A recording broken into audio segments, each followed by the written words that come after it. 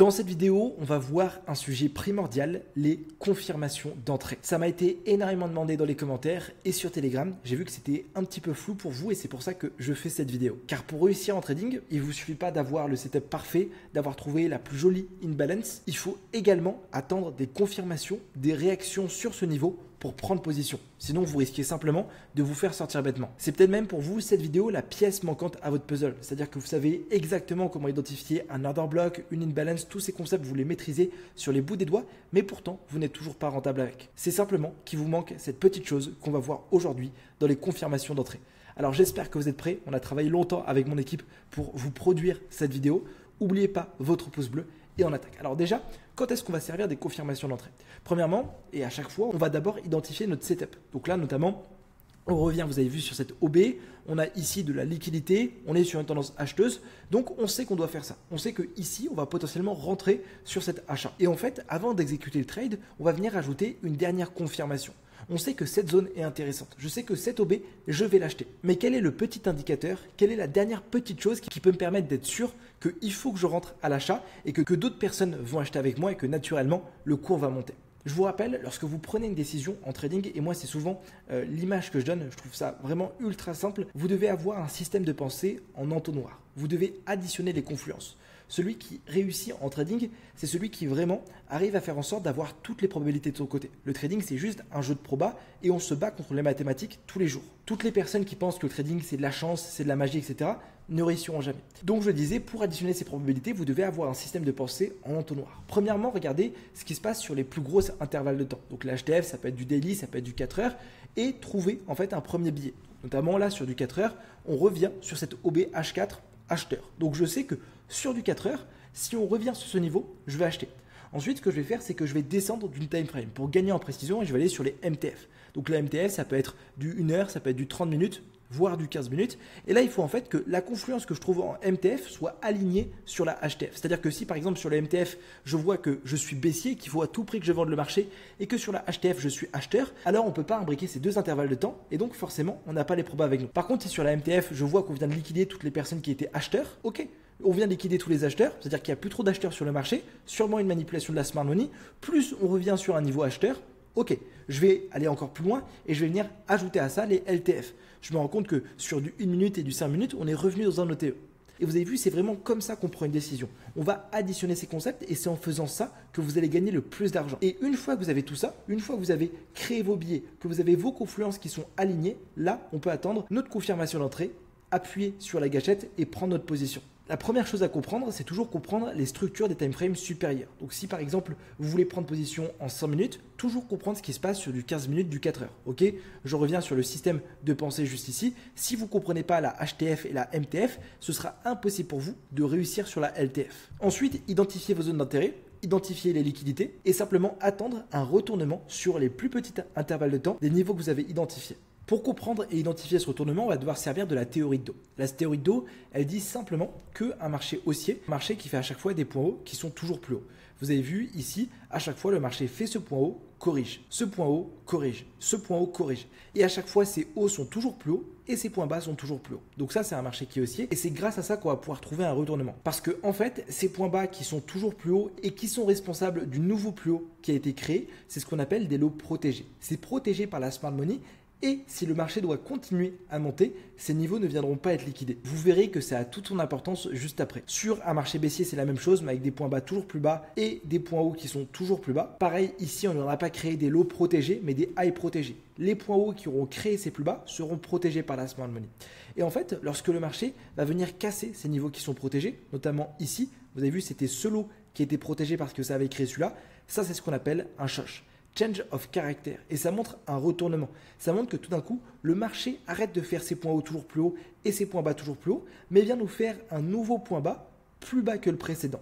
Là, on doit repasser vendeur sur le marché. Et en fait, ça se passe de manière fractale. Ça se passe sur du 4 heures, du 1 heure et du 1 minute. Et lorsqu'on va pouvoir identifier ça sur les zones qu'on travaille, notamment là, sur ce scénario, on revient sur une zone d'achat avec cette OB. Donc, je sais qu'à partir de ce moment-là, sur mes MTF, je dois être acheteur. On voit que là, on a eu des points bas toujours plus bas et des points hauts toujours plus bas, avec ici un potentiel choc. Le marché vient liquider ce dernier plus haut qui avait créé ce point bas. Et donc là, on repasse haussier sur cette LTF. et ben ça c'est notre confirmation. On peut ouvrir le trade et aller chercher un plus haut. Alors je vous montre rapidement ce que ça donne sur un graphique avec un exemple qui s'est passé hier. On va étudier tout simplement cette zone. Cette zone, c'était pour moi une zone d'achat parfaite. Pourquoi? Parce qu'on était en tendance sur l'or. C'était un OB que j'appelle 5 étoiles. Le marché est revenu dessus et en plus de ça, on est sous nos 0,5% de fibre. Donc je savais à tout prix que je voulais acheter sur cette zone. Ce que je vais faire, c'est que plutôt que de rentrer sur la réaction et potentiellement avoir un drawdown, c'est-à-dire rentrer comme ça et en plus je me serais sûrement fait stopper, je vais attendre une confirmation d'entrée. Je vais attendre ce choche sur une plus petite intervalle de temps. Donc je vais simplement, à la manière d'un chirurgien, pour gagner en précision, venir sur du 1 minute ou du 5 minutes. On est sur du 1 minute et vous avez vu, le prix corrige sur mon niveau. On vient faire juste là une première touche et le prix pousse. Mais est-ce qu'on a un choche? Pas du tout. Pourquoi? Parce que c'était grâce à ce point haut qu'on avait créé ce point bas.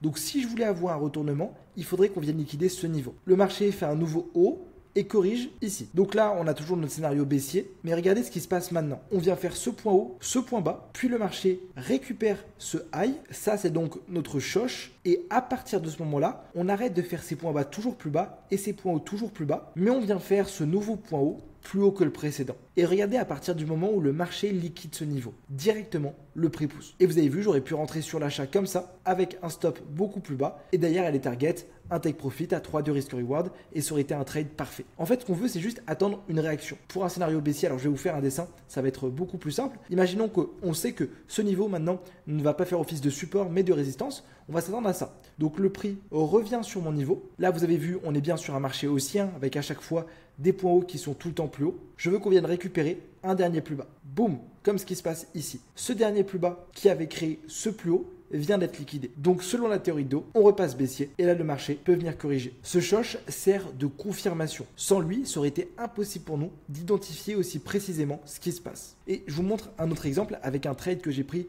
sur le BTC-USD où j'ai fait une grosse erreur début de semaine. J'avais à peu près la même pattern, donc j'avais un niveau acheteur qui était ici, pareil, qui pour moi était parfait. Et donc je voulais rentrer en achat sur ce niveau. J'étais un petit peu pressé parce que pour moi il avait de grandes chances de réagir et donc j'ai pas attendu de choche. J'ai pas attendu de retournement sur le prix. Et vous avez vu, on voit vraiment que ici, il s'est rien passé. Il n'y avait aucun acheteur. On devait au moins avoir une réaction cassée par le haut, un de ces derniers plus hauts, avoir notre choche qui est validé ou même venir liquider ce niveau pour vraiment être sécurisé. Ce qui ne s'est pas passé. Moi, j'ai quand même décidé d'ouvrir un achat comme ça sur cette première poussée et je me suis fait sortir quelques minutes après. Si j'avais attendu ce choche, j'aurais pas pris position, donc j'aurais pas perdu d'argent et c'est pour ça que c'est si puissant. Deuxième confirmation d'entrée que vous pouvez avoir, c'est ce qu'on appelle les corrélations sur le marché. Surveillez les paires corrélées à celles que vous tradez. Si par exemple, vous voyez euro-USD corrélé au GBP-USD, souvent la même chose parce que l'euro et le livre sterling, c'est la même zone économique et l'euro explosé. C'est-à-dire que l'euro, tout d'un coup, va faire une poussée de 10 pips. Alors que le livre sterling, il se passe rien du tout. Et au même moment, en fait, vous avez un signal d'achat sur le GBP-USD. Ok, vous avez le marché qui revient sur un OB qui est parfait.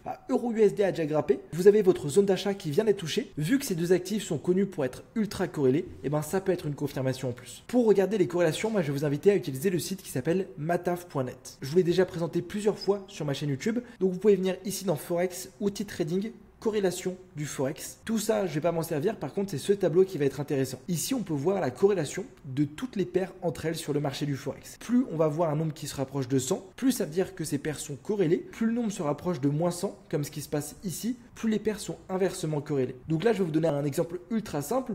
On a, là, je prends avec ma souris le 94 GBP-JPY qui est extrêmement corrélé à Euro-JPY. C'est logique, vu que c'est la même paire en dénominateur, donc le yen japonais, et que le GBP et l'euro sont déjà extrêmement corrélés, c'est normal que ces paires réagissent ensemble. Eh bien, si vous voyez par exemple le GBP-JPY s'effondrer et Euro-JPY tenir cette chute, vous pouvez vous douter que Euro-JPY risquerait bientôt de s'effondrer comme GBP-JPY, vu qu'ils sont extrêmement corrélés. Si en plus de ça, vous l'additionnez à la tendance, vous êtes pile sur une zone de vente, eh bien ça peut être une confirmation en plus qui peut vous faire exécuter le trade. Troisième confirmation, c'est l'englobante. C'est tout simplement une bougie qui va venir englober la précédente et je suis sûr que vous l'avez déjà vu. C'est lorsque vous voyez sur le marché ce genre de très grosse bougie qui explose tout. Donc si vous revenez sur vos graphiques, attention, les englobantes, il y en a partout. Je vous l'ai déjà expliqué, mais les bougies en trading, c'est quelque chose qui est fort parce que ça nous permet de voir ce que personne ne voit. Ça nous permet d'être plus précis que la plupart des personnes qui utilisent des indicateurs. Mais les bougies, ça donne aussi de faux signaux. C'est-à-dire qu'il y a tellement de bougies qui sont créées que si vous décidez de regarder n'importe quelle bougie sur vos graphiques, vous allez simplement faire n'importe quoi. Je vous montre un exemple. Donc, juste ici, on avait notre marché haussier qui faisait des points hauts toujours plus hauts et on a créé juste là un order block qui a été baissier, qui est venu être explosé. Donc vu que cet order block a été explosé, il passe maintenant en breaker block. Si jamais vous ne savez pas ce que c'est, je vous invite à aller voir une de mes vidéos YouTube. Donc on s'attend maintenant à ce que ce niveau fasse office de support. En plus de ça, je pense qu'on revient sous le 0,5% de Fibo. Bref, je sais que ce niveau a de grandes chances de réagir. Ce que je vais faire, c'est que soit je peux attendre un shosh, soit je peux attendre une corrélation, mais je peux aussi attendre cette englobante. Et regardez ce qui se passe juste là. Le marché nous crée cette grosse bougie qui vient englober la précédente, qui montre bien que en fait les acheteurs sont là, qu'il y a des gros intervenants qui sont en train de se positionner à l'achat. Et du moment où cette bougie a été créée, le cours a explosé. Ça peut être une confirmation. Donc là, je vous l'ai trouvé en 15 minutes, mais vous pouvez aussi, pour être beaucoup plus précis, la voir sur le 1 minute. Regardez par exemple maintenant juste celle-ci. Bougie baissière, grosse bougie qui vient exploser la précédente. Ça, c'est un signal. Et vous avez vu, on commence à tout additionner. Là, on avait un marché qui faisait ses points bas, qui étaient toujours plus bas, et ses points hauts toujours plus bas. Et tout d'un coup, on vient liquider ce plus haut avec cette englobante. Donc là, on a un shosh qui est confirmé. Englobante plus shosh, clairement, c'est un signal d'achat. Directement après, le cours explose. Ça se trouve, c'est un trade que vous aurez pris uniquement avec le breaker block. Mais rajouter ces confirmations avec ce qu'on fait sur du LTF, tout ce travail, ça nous permet d'être plus précis. Donc forcément, d'avoir de meilleurs rendements sur nos prises de position. Et en même temps, éviter les pièges. Si on n'avait pas eu cette englobante, ce momentum acheteur avec nous, on ne serait pas rentré sur le trade et on aurait évité un stop. Quatrième confirmation, ça va être les cassures de support et de résistance. En fait, lorsque vous avez un niveau qui fait office de support ou de résistance, ça soit un order block, une imbalance, je ne sais pas si vous avez remarqué, mais lorsqu'ils viennent être cassés, souvent ils prennent le rôle inverse. On l'a vu avec le breaker tout à l'heure, l'OB devait être vendeur, ok, le marché devait réagir à la baisse, il a été cassé, il est repassé acheteur. Ça peut être une confirmation que vous pouvez aussi trouver sur les LTF. Si je reviens sur l'exemple, j'ai effacé mes dessins pour que ce soit plus simple. Là, je peux voir que j'avais un order block. Et regardez ce que le marché va faire. Le marché vient exploser cet order block. C'est-à-dire que mes résistances viennent être explosées, qu'il y a beaucoup trop d'acheteurs. Du moment où c'est explosé, ça c'est un signal d'achat. Ça montre qu'en fait, il y a d'autres personnes avec nous. Et c'est la même chose pour un scénario vendeur. Dernière confirmation qui est hyper facile à ajouter, c'est les 0,5% de Fibonacci. C'est-à-dire attendre que le prix retrace sur ces 0,5% pour se positionner. Par exemple, vous rentrez sur un trade qui est dans la zone ETE et vous allez simplement patienter que le marché revienne sur ces 0,5 pour prendre position. Donc là, vous avez vu, au lieu de rentrer sur mes 0,62, j'attends une réaction sur mes 0,5 qui pareil sert de confirmation. Alors oui, on est peut-être moins précis, mais au moins on est sûr que le marché est en train de réagir pour prendre position et continuer la tendance acheteuse. C'est aussi ce que j'aurais dû faire il y a quelques jours avec ce trade. Là, on était sur ma zone ETE, donc je savais que je devais rentrer. J'aurais dû attendre une confirmation sur mes 0,5, donc que le prix revienne au-dessus de ce niveau. Ça nous aurait montré que le marché veut continuer d'aller en tendance pour faire des nouveaux plus hauts. Là, j'ai attendu aucune confirmation, aucun shosh. Je me suis fait piéger, j'ai perdu 3000 $. Alors juste avant que je coupe et que vous puissiez aller tester ça sur vos graphiques, les erreurs à ne pas faire. Attendre trop de confirmations. Essayez toujours de garder une stratégie simple. Ok, ça sert à rien d'essayer d'avoir trop de choses. Je vous en ai présenté 5. Sélectionnez-en une, voire 2, grand maximum que vous ajoutez à votre stratégie. Si vous avez trop de confirmations, que vous attendez beaucoup de choses, vous allez être beaucoup moins précis et puis surtout, vous allez vous emmêler les pinceaux. Donc, je répète, attendre un shosh, un retournement sur les plus petites unités de temps, ça peut être une confirmation. Voir ce qui se passe sur un actif qui est corrélé peut être intéressant. Troisième point, c'est avoir cette englobante qui montre que d'autres acheteurs sont avec nous. Quatrième, c'est voir que le niveau de support ou de base résistance ne réagissent plus du tout et donc qu'il y a un transfert entre les acheteurs et les vendeurs ou les vendeurs et les acheteurs. Et enfin, le cinquième point, c'est patienter que le marché revienne sur ses 0,5 pour exécuter sa prise de position. J'espère que vous avez kiffé cette vidéo. Si c'est le cas, n'oubliez pas votre meilleur pouce bleu. Et puis si vous voulez avoir accès à tous mes trades et des stratégies beaucoup plus poussées sur le marché, je vous invite à cliquer sur le premier lien dans la description et on se dit rendez-vous de l'autre côté. Très bon trading à tous.